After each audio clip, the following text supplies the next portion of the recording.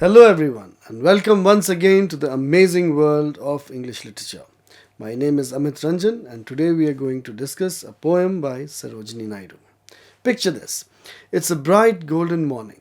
You're standing at the edge of a vast field, crops swaying in the breeze, heavy with grain. The air smells sweet like ripe earth and fresh harvest. Somewhere in the distance, you hear the beat of a drum, the cheerful notes of a flute. People are laughing, singing, weaving through the fields with baskets piled high, bright marigolds, ripe mangoes, golden wheat. What are they celebrating? They are celebrating the harvest, the moment when earth gives back what was sown with so much hope. Our poem today is actually a song, a hymn of thanks. Harvest Hymn by Sarojini Naidu, one of India's most beloved poets, also known as the Nightingale of India. So let's listen to the poem first. Men's voices. Lord of the lotus, Lord of the harvest, bright and munificent Lord of the morn, thine is the bounty that prospered our sowing, thine is the bounty that nurtured our corn. We bring thee our songs and our garlands for tribute, the gold of our fields and the gold of our fruit. O giver of mellowing radiance, we hail thee, we praise thee, O Surya with cymbal and flute. Lord of the rainbow, Lord of the harvest, great and beneficent Lord of the main, thine is the mercy that cherished our furrows, thine is the mercy that fostered our grain. We bring thee our thanks, our garlands of tribute, the wealth of our valleys new garnered and ripe. O sender of rain and the dewfall, we hail thee, we praise thee, Varuna, with cymbal and pipe. Women's voices. Queen of the gourd flower, queen of the harvest, sweet and omnipotent mother, O earth, thine is the plentiful bosom that feeds us, thine is the womb where our riches have birth. We bring thee our love and our garlands for tribute, with gifts of thy opulent giving we come. O source of our manifold gladness, we hail thee. We praise thee, O Prithvi, with cymbal and drum. All voices. Lord of the universe, Lord of our being, Father eternal, ineffable Om. Thou art the seed and the sight of our harvest. Thou art our hands and our heart and our home. We bring thee our lives and our labors for tribute. Grant us thy succor, thy counsel, thy care. O life of all life and blessing, we hail thee. We praise thee, O Brahma, with cymbal and prayer. Isn't it a beautiful poem that thanks nature for all the bounty? Now let us look at the poem once again, line by line, as I explain.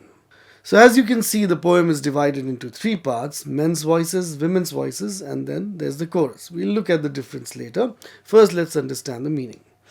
Lord of the lotus, Lord of the harvest. So God is being praised and invoked over here. The God who grows lotus in the ponds, the God who helps us harvest beautiful crops. Bright and munificent Lord of the morn. Morn here is morning. This is English of the 19th century, in which you will see slight variations. So munificent is somebody who is bountiful, somebody who gives a lot. So God gives us all these flowers and harvest and so on. Thine is the bounty. Thine here means your. Yours is the bounty. All the crops that are growing, thine is the bounty that prospered our sowing. So we sowed the seeds, and all the bounty that has come out, all the harvest that has come out of it, it is yours. It is because of you. Thine is the bounty that nurtured our corn. So it is because of your blessings by which our corn has grown. We bring thee our songs and our garlands for tribute. So, tribute is to thank, to give our contribution. So we have brought our songs and our garlands to honor you, to pay you tributes. The gold of our fields and the gold of our fruit. So this is a very interesting metaphor. See over here. The gold stands for wheat over here, because the wheat crop is golden. It's of the gold color.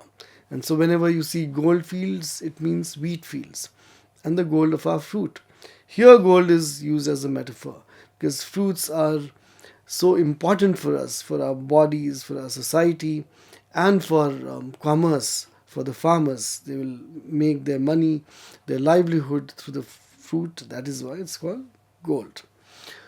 O giver of mellowing radiance. So, radiance is the light that emanates from anywhere, and mellow is soft and bountiful. So, the radiance, there is light, but it is soft and beautiful light. So, it's like the sunrise and the sunset when you see beautiful light and you look with amazement. So, who gives that radiance? Of course, God gives that radiance. So, we hail thee, we praise thee. And thee here is you. We praise you, O Surya. So sun is the source of all energy. It's because of sun, and here it's invoked as sun god. It's because of Surya, the sun, that our crops are able to grow, because of which we have day and night, because of which we have seasons. So how do we praise the sun? With cymbal.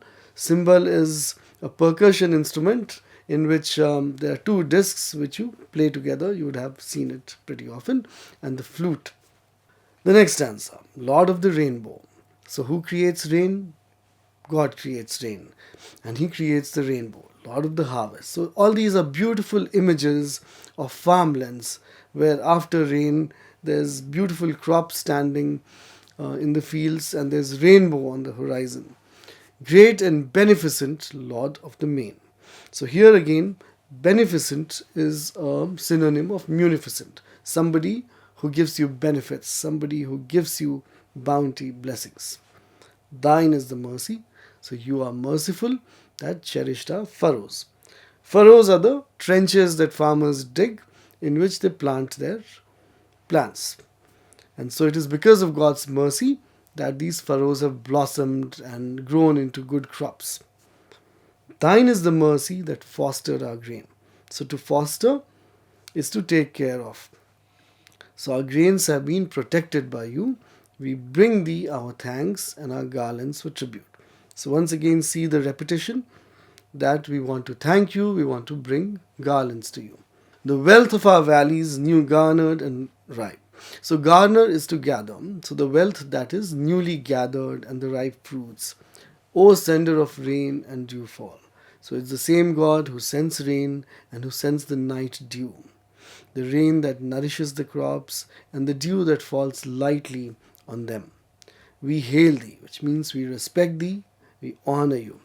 We praise thee, Varuna, with cymbal and pipe. So again, you see the repetition of the instruments, the cymbal and the pipe. And Varuna is the god of wind. Now, the second part of it is women's voices, which is slightly different. They are invoking other gods. Queen of the gourd flower. So gourd is different kinds of vegetables which have similar qualities. So for example, pumpkin is a gourd and those of that family. So first the flower comes and then the fruit. Queen of the gourd flower, queen of the harvest. And so they are invoking a female god. Sweet and omnipotent mother, O earth. So earth is being called a mother who is sweet and omnipotent. Omnipotent means somebody who is all powerful. God is all powerful. Thine is the plentiful bosom that feeds us. So you are the one who feeds us. Thine is the womb where our riches have birth. So like a mother, she gives birth to the riches. We bring thee our love and our garlands for tribute, and you see the same repetition. This is called a refrain when the same line repeats itself in a song. So we bring our love to you and garlands to show our love and respect. With gifts of thy opulent giving we come. So opulent is something which is full, rich, and so on. So the gifts that you have given us, we bring them back to you as our tribute. O source of our manifold gladness. Manifold is many, in many ways. So we are glad, and there are many things we have reasons to be happy for, and you are the source. So we hail thee, we honor you, we praise thee, O Prithvi. So Prithvi is the Mother Earth with cymbal and drum. So the musical instruments change slightly. You see there's cymbal in all of them, and there's flute, pipe, and drum. And now at the end, the men and the women join voices in a chorus, and this is the last stanza. Lord of the universe, Lord of our being, Father eternal, ineffable, Om. So here again, the Lord is being invoked in a bigger manner, that you are the Lord of all universe. Not just all universe, but our being, our each and every individual life. Which means Lord of the big, the macro, and Lord of the micro, us. So the small and the big, everything belongs to you. Father eternal, ineffable, Om. Ineffable is unutterable, inexplicable, what cannot be explained. So, Om, the word has so much power, Sarojini Naidu says, that it's difficult to express the power of it. And it's often said that the word Om is enough to invoke God. Thou art the seed and the scythe of our harvests. So, you are the origin through which the crops grow, the seed that grows into crops. And scythe is the sword, is the instrument with which you harvest, the sickle. And so you are the one who is the producer, you are the one who is the harvester. Thou art our hands, you are our hands, and you are our heart and our home.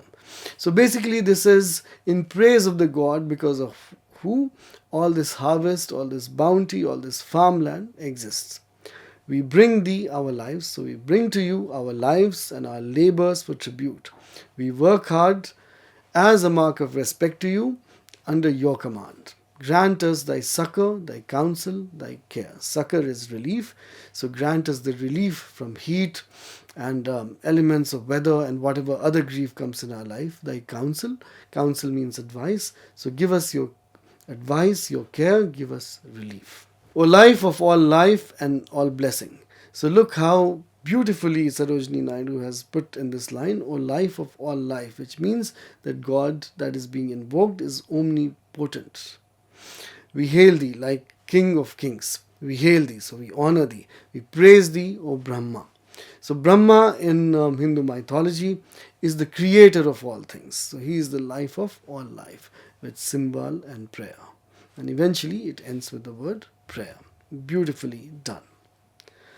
Now let us have a quick look about the author, who is also known as, like I said, Nightingale of India. She was born in 1879 in Hyderabad. She was a brilliant student. Sarojini Naidu went to England for studies. Then, when she came back, she became a freedom fighter and worked closely with none other than Mahatma Gandhi.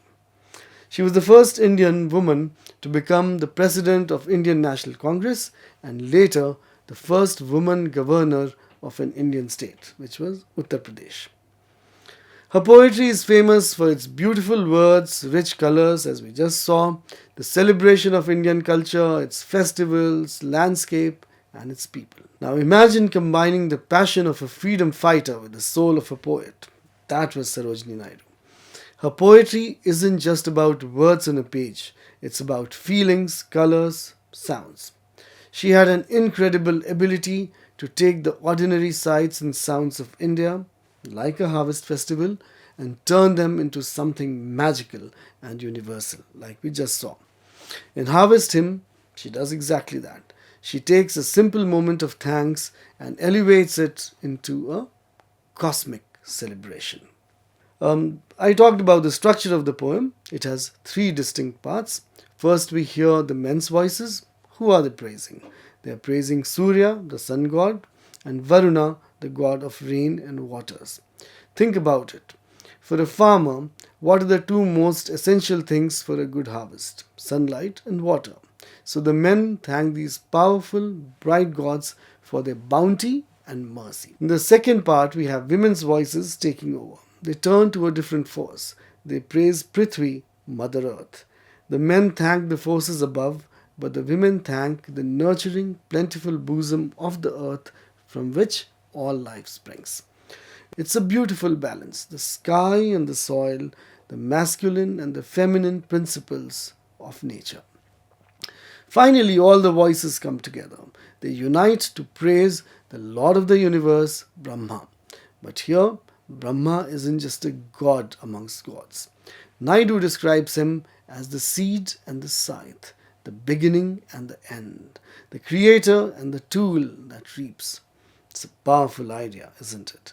The celebration moves from specific to the universal. Why do you think Naidu divided the poem like this? It shows that the harvest is a community effort. It needs the energy of the sun, the nurturing of earth, the combined spirit of the entire village to make it a success. Now let's quickly look at the themes in this poem. The first theme is gratitude. The entire poem is a thank you note. They don't just say thanks, they bring songs, garlands, gold of our fields as tribute to the god. What are some ways you show gratitude in life? Think about it. This poem shows gratitude as a full, joyful celebration. The second theme is unity and interdependence.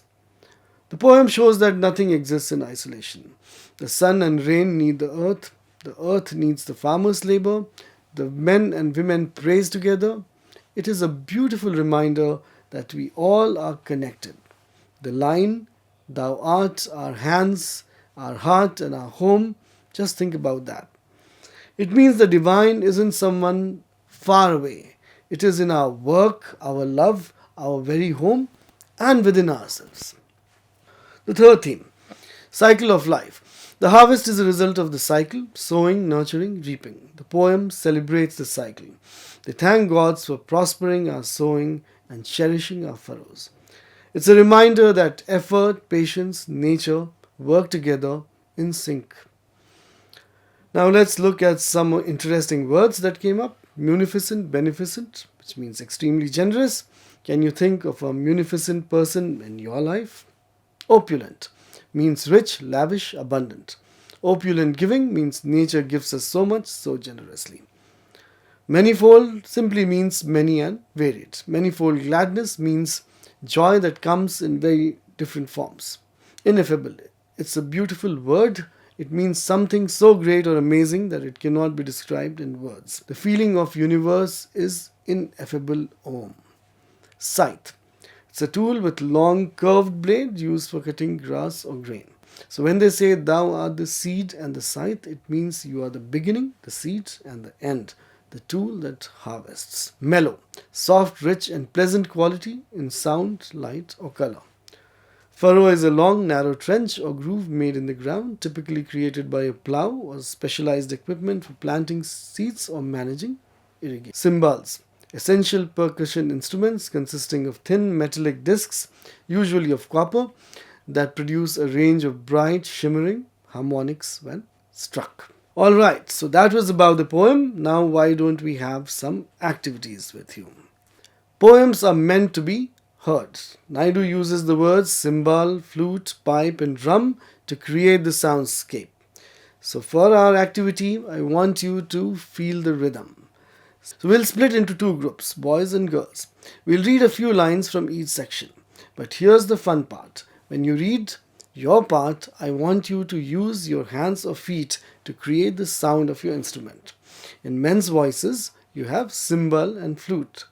So instead of that, you clap and you hum for the flute. For women's voices, you have the cymbal and pipe. So you clap and make high-pitched sound like whoosh or something. And then the chorus, when all voices combine, you have cymbal and drum in the poem. So you clap and stomp your feet. So ready? Do this in the class and sing this song and feel its power. Now to conclude, let's remember what we discovered. Harvest Hymn is far more than a poem about farming. It's a powerful song about gratitude, our deep connection to nature, about the beauty of a community coming together to celebrate life. Sarojini Naidu, the freedom fighter and poet, reminds us that true wealth isn't just gold or grain, but the ability to pause, look at the world around us, and give thanks for the sun and rain, for the earth that feeds us, for the life within us. Next time you see a farmer in the field, or taste a fresh fruit, or even just feel the warmth of sun, I hope you will remember this poem and the spirit of joyful gratitude it celebrates. Write a hymn of your own, thanking someone who you have learnt from. Thanks for participating in this discussion, and I'll be back soon with another poem or another story. Thank you very much. Namaskar.